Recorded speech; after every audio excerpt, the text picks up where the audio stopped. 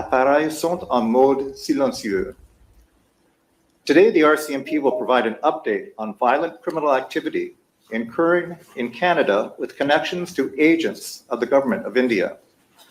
Aujourd'hui, la GRC fera le point sur l'activité criminelle au Canada ayant des liens avec des agents du gouvernement indien. I am joined by the Commissioner of the RCMP, Mike Duheme, and Assistant Commissioner, Federal Policing, National Security, Brigitte Gauvin. Commissioner Duheme will deliver a brief statement, followed by a short question and answer period. Je suis accompagné du commissaire de la GRC, Mike Duheme.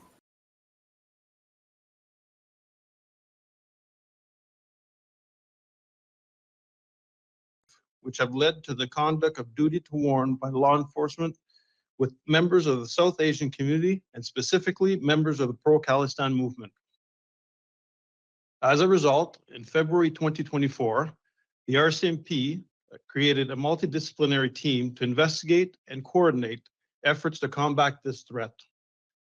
The team has learned a significant amount of information about the breadth and depth of criminal activity orchestrated by agents of the Government of India and consequential threats to the safety and security of Canadians and individuals living in Canada. Despite law enforcement's action, the harm has continued, posing a serious threat to our public safety. We reached a point where we felt it was imperative to confront the Government of India and inform the public about some very serious findings that have been uncovered through our investigations. There's a violent extremist threat in Canada that Canada and India have been working on over the years. However, these threats are impacting Canada and India's ability to collaborate. Earlier this week, RCMP Deputy Commissioner of Federal Policing made attempts to meet with the Indian law enforcement counterparts to discuss violent extremists occurring in Canada and India and present evidence pertaining to agents of the Government of India's involvement in serious criminal activity here in Canada. Unfortunately, these attempts were unsuccessful. Therefore, Deputy Commissioner met with officials of the Government of India alongside with the National Security Intelligence Advisor and Deputy Minister of Foreign Affairs over the weekend. Through our national task force and other investigative efforts, the RCMP has obtained evidence that demonstrates 4 very serious issues. 1, violent extremists impacting both countries. 2, links tying agents of the Government of India to homicides and violent acts. 3, the use of organized crime to create perception of unsafe environment targeting the South Asian community in Canada. And the 4th, interference in democratic processes. Investigations have revealed that Indian diplomats and consular officials based in Canada leveraged their official position to engage in clandestine activities, such as collecting information for the Government of India, either directly or through their agents, and other individuals who acted voluntarily or through coercion. Evidence also shows that a wide variety of entities in Canada and abroad have been used by agents of the Government of India to collect information. Some of these individuals and businesses were coerced and threatened into working with the Government of India. The information collected by the Government of India is then used to target members of the South Asian community.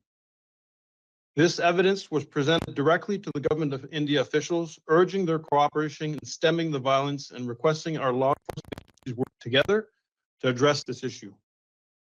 The RCMP is hoping to address these threats through our relationship with the Government of India and the National Investigation Agency, with the end goal of strengthening the safety and security of the Canadian public and South Asian community. The safety and security of our citizens, regardless of their background or belief, remains a top priority for the RCMP, and we will not tolerate any form of intimidation, harassment, or harmful targeting of communities of individuals in Canada.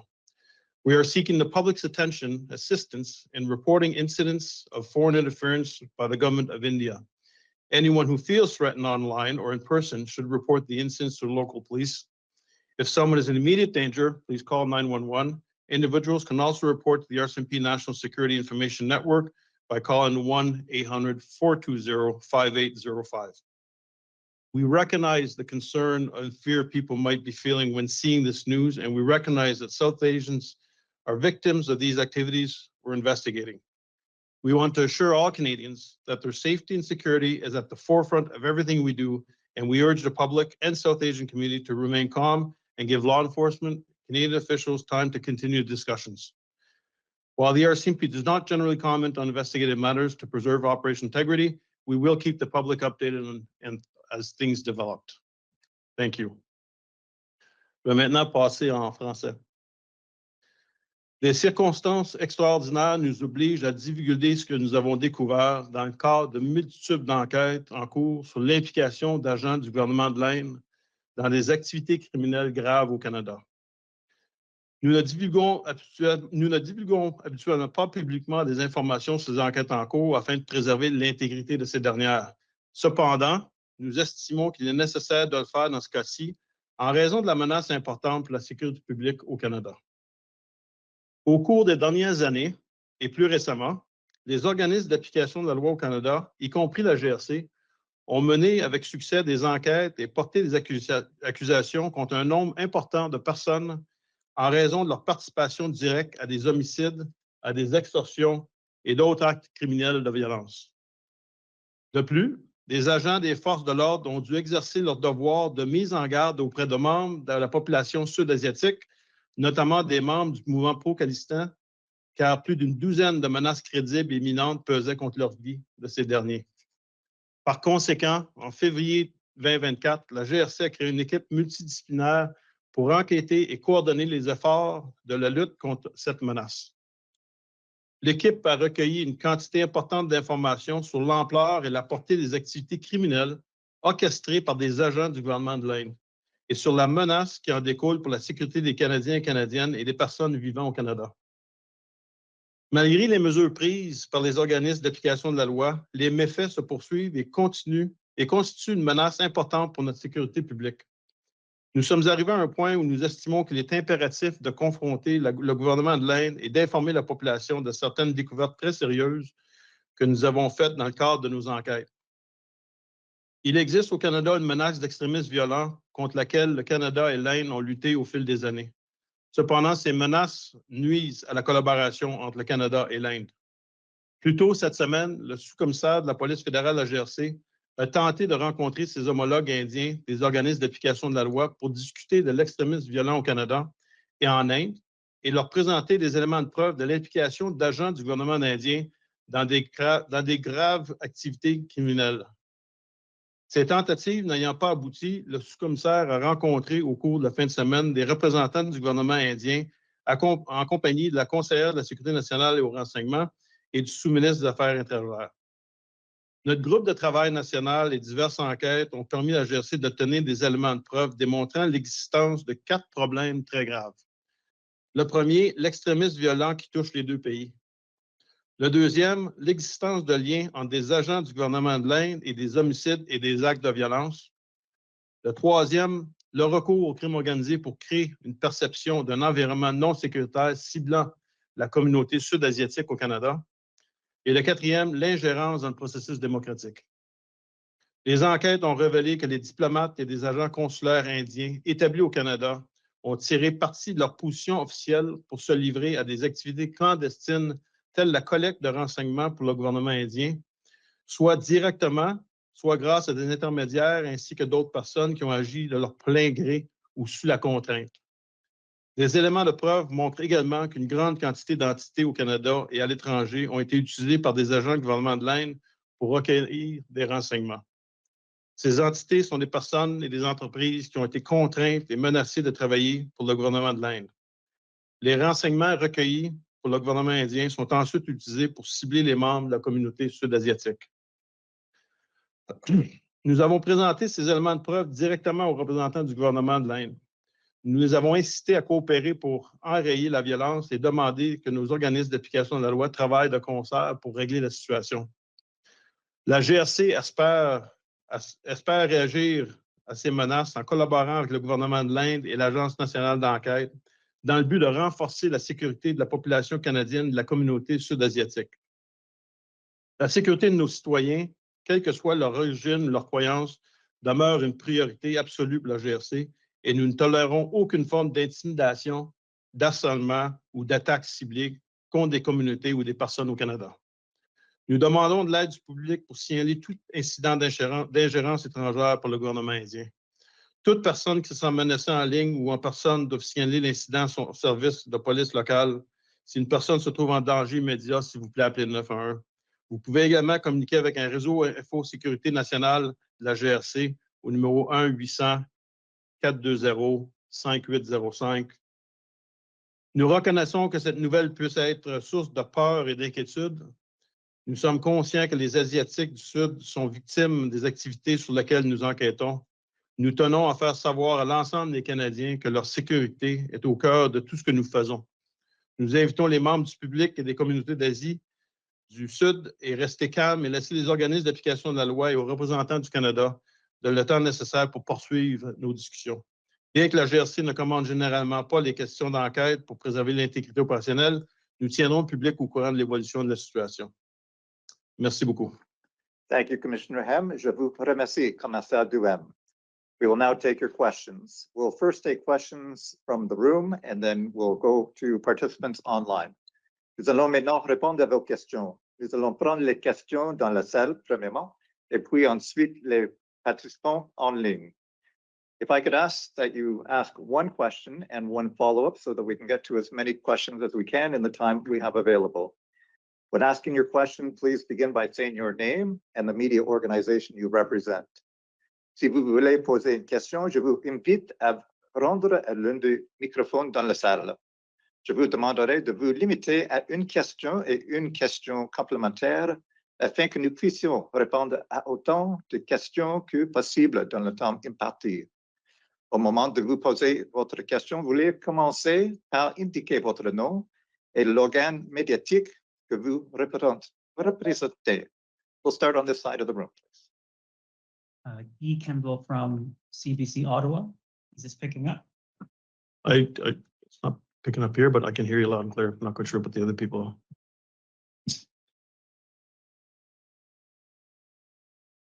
Guy Campbell from CBC Ottawa. The Canadian government indicates that it has expelled some Indian diplomats and officials from our country. When it comes to your investigation, is the RCMP linking the High Commissioner with the killing of Hardeep Singh Nayar or to other killings, either on Canadian soil or in India? So on the, I just want to be mindful that we've mentioned this in the past. There's a distinct investigation on the Nijar case, and there's another distinction investigation on the national security side to see the connections with the Government of India. So I'm not going to make any comments on the Nijar side. I'll ask Bridget to see if she can add any comments to that. Yeah, if I may add, we're not here to speak specifically about the Nijar homicide, but we want to draw your attention and inform the public of the breadth of criminal activity that is occurring in Canada, which is a grave concern to our public safety. And what I can tell you, though, as a result of those investigations, we have uncovered connections to the Government of India. Speaking of the breadth of that alleged activity, can you be any more precise about how many Indian diplomats are implicated in the kind of activity you're detailing here today? I will limit the comments to several because you have to understand there's still some ongoing investigations. Thank you. We'll go to the other microphone, please. Hi, Commissioner Mackenzie Gray with Global News. Can you outline when the RCMP and you first became aware of these issues and detail how serious a threat you believe it is to national security?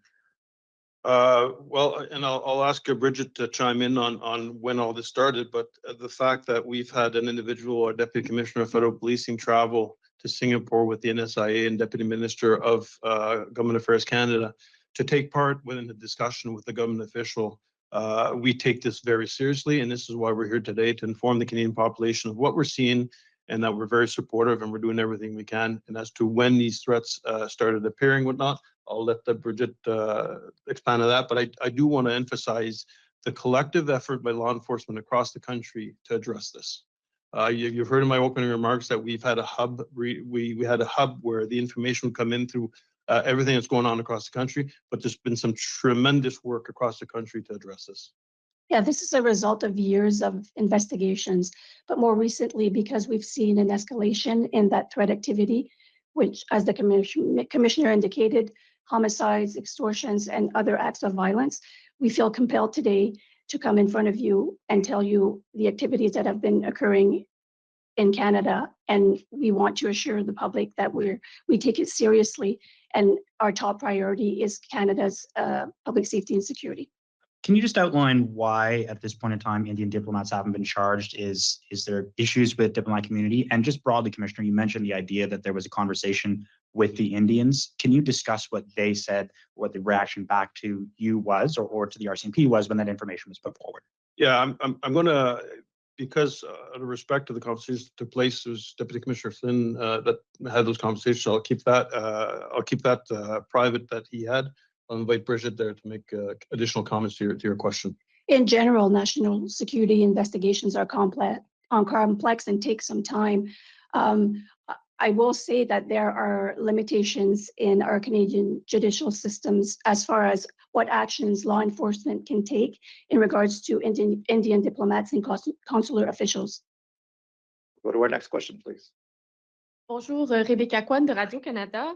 Vous avez parlé de plusieurs événements criminels qui mettent en danger la sécurité du public. Est-ce qu'on parle d'événements qui sont liés ou d'événements qui sont isolés?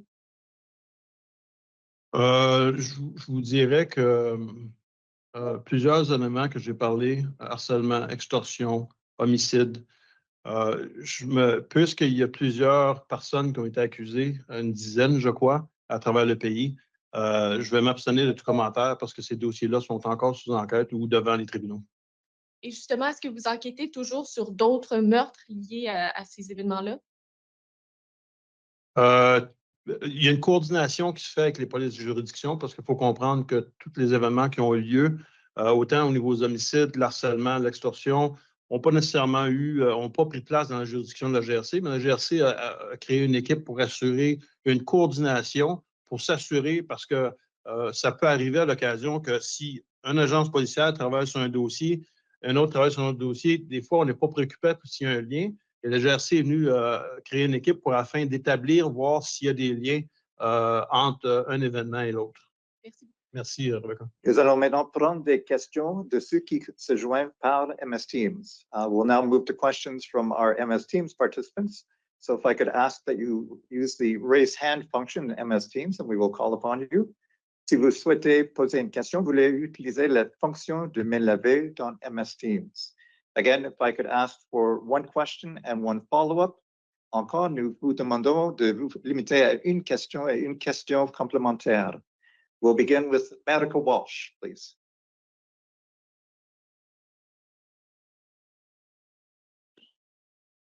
Hi there. Thanks for taking our questions. Can you please clarify specifically, I believe you just said in French about a dozen people are implicated. Are you saying a dozen Indian agents are implicated? And can you be more specific on the numbers? You're talking about extortions and homicides in the plural.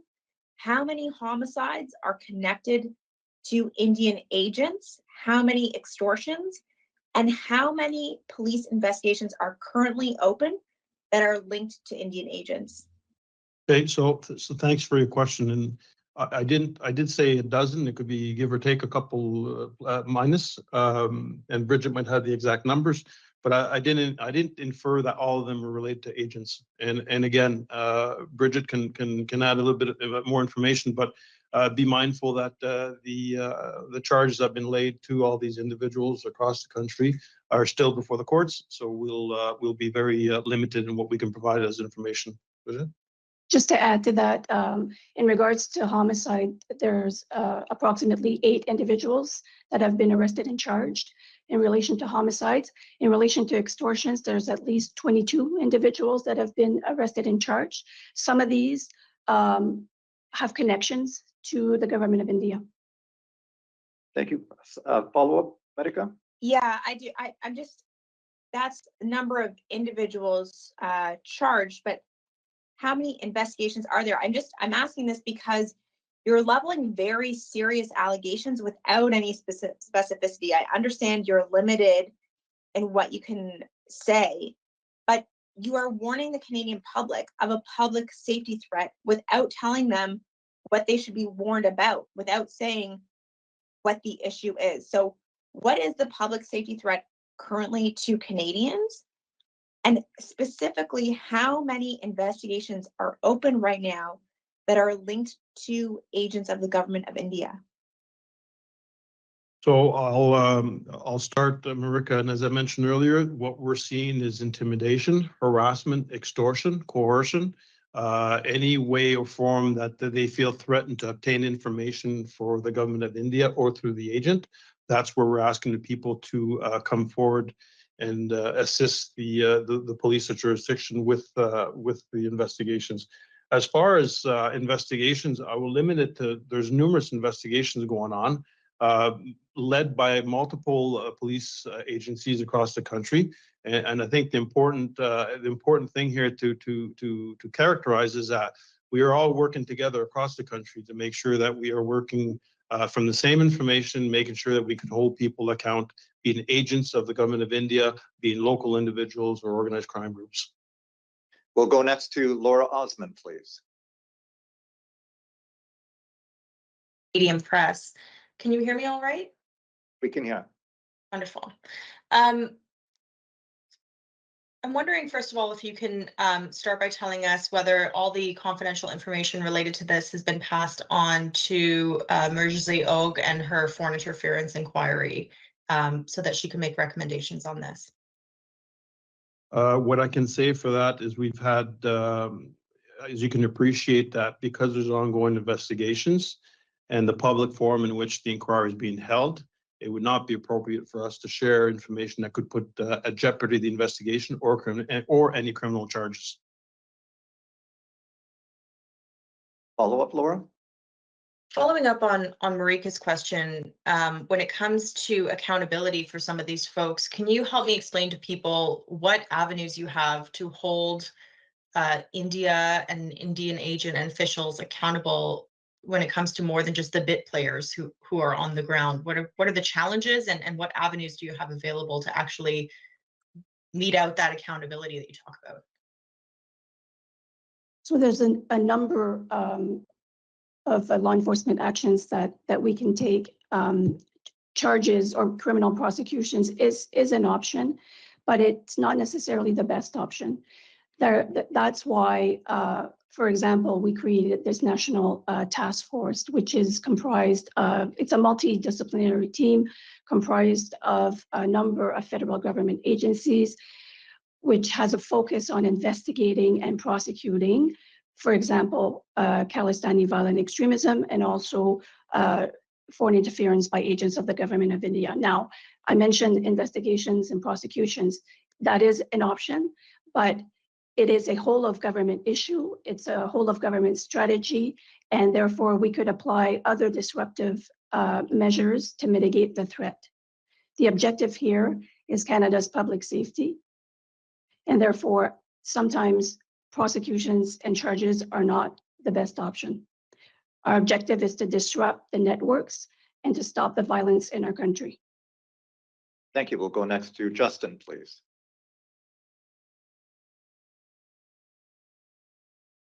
There, Commissioner, can you hear me okay? Yeah, I think you can.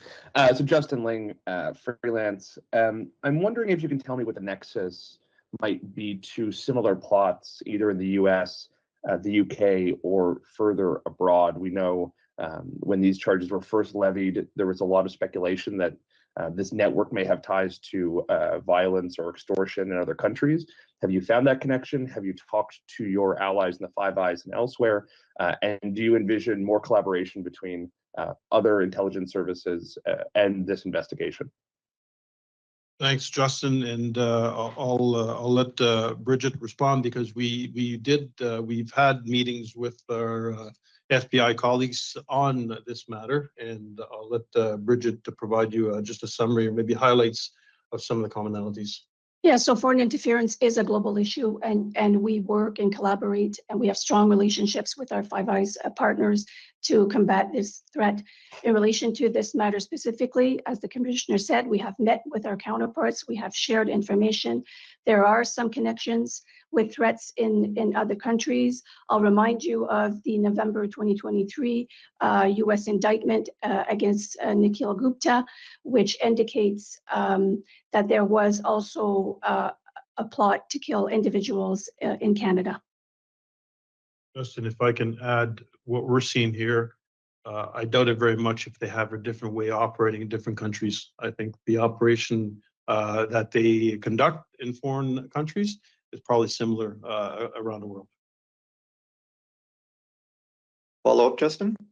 Yeah, just as a follow-up, I hear you when you say that some of this may not result in criminal proceedings. I know obviously have been charges laid. Some of this may wind up in the foreign interference inquiry. But I'm wondering if you can envision how kind of the totality of this evidence will be eventually made public, if it will be at all. You referenced the Govt indictment from the FBI that contains enormous detail about how these networks operate and what the threat looks like to that community in the US. That level of transparency hasn't happened here in Canada. Do you envision how that might be made public at some point, or will we just have to wait for the court proceedings to go ahead? Well, yeah, thanks, Justin. And the level of transparency, I think one has to appreciate that the way the US does it through an indictment, they actually provide all the information. Our judicial process is not set up that way. Individuals, when they're charged, have a right to a free trial, and the disclosure process occurs once the charges are laid and disclosures are made before the courts, and that's when the information becomes accessible. Because you'd question if you reverse it in our judicial system right now, what kind of a fair process would an accused get if we disclose all the information before the charge is laid? It's two different judicial processes that exist in two different countries. Bridget, did you want anything? Okay. I agree with that. Thank you. We'll go next to Jaskaran Sandhu, please. Good morning, Jaskaran Sandhu from Boz News. We just heard today that India is targeting, using the terminology I'll share, the South Asian diaspora. To be more specific, is the main target of transnational repression or foreign interference and organized crime, including what we just heard, extortions, actually the Sikh Canadian community? So yes, I mean, it is targeting the South Asian community, but what we've seen is there's specific targeting of pro-Khalistan elements in Canada, or members of the pro-Khalistan movement. And just for the follow-up, but we're talking about extortions, organized crime being used. We've within the community have seen that folks have been targeted in these incidents are not just people that are linked to the Khalistan movement or the Sikh self-determination movement. Are you able to share that the transnational repression occurring right now is going beyond just Sikhs connected to the Khalistan movement in some shape or form? So just in order to preserve the integrity of the investigations that are being conducted by our police and jurisdiction partners, I won't be providing any further details in regards to the specificity of those investigations. But what we've seen is from an RCMP perspective, is the use of organized crime elements. And I will say and it's been publicly attributed and claimed by one organized crime group in particular, which is the Bishnoi group. So that's what we're seeing here in Canada. And we believe that group is connected to agents of the Government of India. Thank you. Pour notre prochaine question, Mélanie Marquis, s'il vous plaît.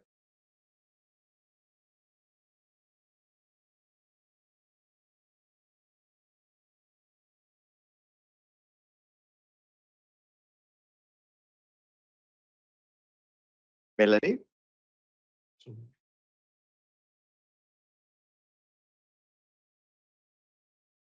Okay, we'll go next to Samira Hussain, please.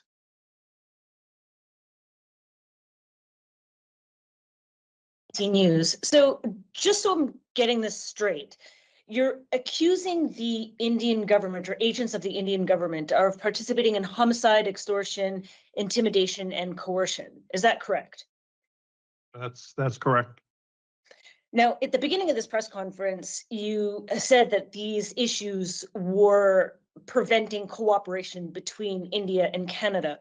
How is levying these accusations in this kind of way going to create a more fruitful avenue for the two countries to be able to cooperate?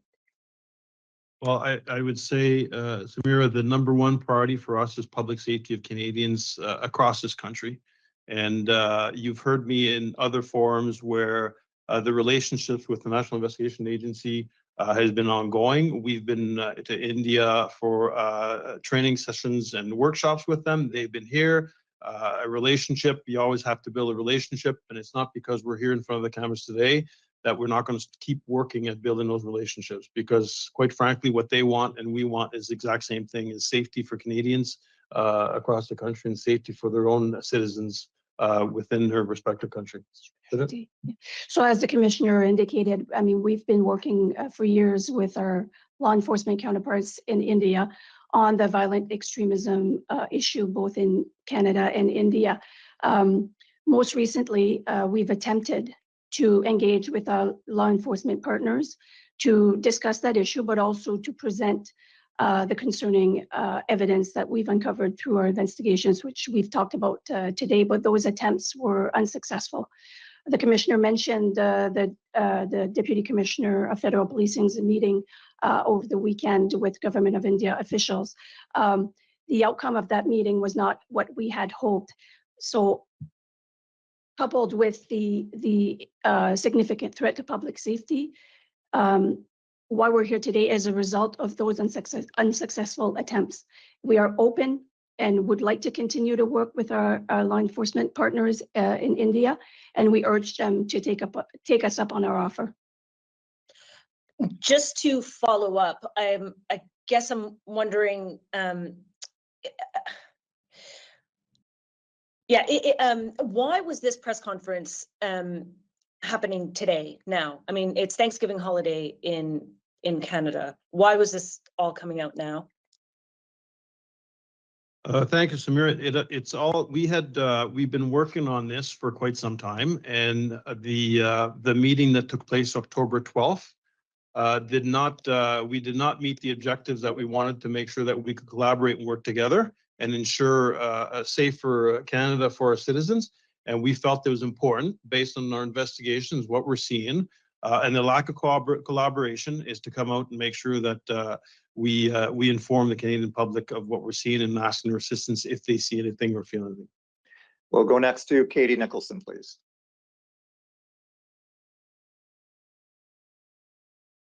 Hi there. I'm wondering if you could clarify for us how many individuals you have specifically had to warn in Canada of potential threats as a result of these investigations. So since September 2023, 12, 13? At least a dozen. So when you factor that in, that we're in October 24, that's quite a significant number of 13 people for duty to warn. And some of them are apologies, some of those receive multiple threats. So in totality, it's probably higher than 12 or 13. And we've had some still very recently in the last few weeks. Therefore, the harm and the threats have continued. And what is the nature of these threats, and where are these individuals located in Canada? How many provinces and territories are we talking about? We've seen threats across Canada. When there is a credible imminent threat to an individual's life, or there's a threat of serious bodily harm, it is the police's duty to inform those individuals. For privacy reasons and for the security of these individuals, I won't provide further details at this time. We'll go next to Laura Dillon-Kane, please.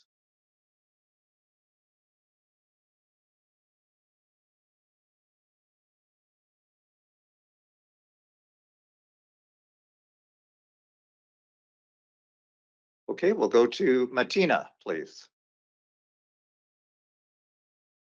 Hi, thanks so much. This is Martina Stevis-Redneff with the New York Times. Just a couple of specific questions regarding the Indian diplomats that are a question today. First of all, can you please clarify if these individuals have been expelled by Canada or if the Indian government has recalled them on the record? Additionally, can you say if these individuals have now left the country, and whether, as people of interest in your investigations, they would have been protected by their diplomatic immunity and therefore not participated in interviews or potential other, collaboration with the investigative authorities in Canada? I'm talking specifically about the diplomats today. Thanks, Laura. The question with expulsion, that would be best responded by our Government Affairs Canada. We're looking after that aspect. We are looking purely from a law enforcement perspective. There has been some conversations in the past about lifting the immunity for these individuals so that we can interview them, and we were not successful in doing so. Sorry, and just to clarify, are you aware whether these individuals are still in the country? And just to go back to colleagues' questions about your efforts to engage the Indian authorities, it sounds like the latest was over the weekend, and you said that you did not get the collaboration you hoped for or had hoped you would get from them. Can you just specify what you did get in your meetings from the Indian authorities that was disappointing? And again, if you could answer whether these people have left the country. Yeah, so if they've left the country, again, that would be something to our Government Affairs Canada. I'm not aware where they're at with the process. What I can say is that our Deputy Commissioner of Federal Policing, who oversees national security, did try to get a hold of his counterparts to no success. And we felt that the second best option is to join our National Security Intelligence Advisor to the Prime Minister, as well as Deputy Minister of Government Affairs, at a meeting with government officials from India, in which our Deputy Commissioner plainly laid out the evidence that we had on some of the cases forward, and seeking the assistance and trying to improve and work on a collaboration with them. And again, that did not result in the outcomes that were expected, and this is why we're here today. We have time for one last question, so we'll go to Mercedes Stevenson, please. My question, I'm wondering what you can tell us about the organized crime groups that were involved here. I know in the past Iran has tried to recruit the Hells Angels. Was this a particular organized crime group? Were there multiple organized crime groups? What level and sophistication of organized crime have you seen? And to what degree has this been integrated into your murder and violent extortion investigations? Thank you, Mercedes. As there's ongoing investigations and prosecutions, I won't go into a lot of detail, but what I can tell you is that we've seen a number of criminal organizations that have been involved in the various criminal activity. I mentioned previously the Lawrence Bishnoi gang, which is a gang that's involved in extortions and narcotics originating from India. That group has claimed responsibility for certain activity that was in the public, but there's also other groups which I will refrain from naming at this time. Follow up, Mercedes? Thanks. Yeah, in terms of a follow-up, how would you characterize the significance of this threat to national security that you allegedly had people working in an embassy under the cover of diplomatic immunity that are linked to murders and violent acts in Canada? And what happens when India tries to send more people here? What involvement will there be in terms of the RCMP in clearing who those individuals are, and whether or not you are satisfied they're not connected to RAW? So Mercedes, it's extremely concerning from my part, from what I've seen from last couple of years. I think that the RCMP, along with its security partners such as CSIS and CSE and CBSA and everyone you can think of, GAC, we must ensure that we continue to work together, make sure that the inflow of information is shared with the people who need the information. And we can't, I'm not quite sure of all the diplomatic rules as to can you prevent someone from coming into the country if you have something on the individual. That would be better asked to the Government Affairs of Canada of if there is a vetting process when someone comes to Canada as an ambassador or high commissioner. I'm completely unaware of the process for that. Thank you. If I may add, it is extremely concerning. I mean, Indian diplomats and consular officials are here to protect the interests of their nationals that are based in Canada and their country's national interests as well, and not to be part of criminal activity or intimidation or coercion of these individuals. So we take that very seriously. That is, without a doubt, a contravention of the Vienna Convention on Diplomatic Relations, but also it goes against Canada's values as a society. Voilà qui met fin à la séance d'information aujourd'hui. Merci de votre participation. Si vous avez d'autres questions, vous voulez communiquer avec les relations avec les médias à la GRC. This brings an end to today's briefing session. Thank you for your participation. If you do have additional questions, please contact the RCMP Media Relations. Merci beaucoup. Bonne journée. Merci, everyone.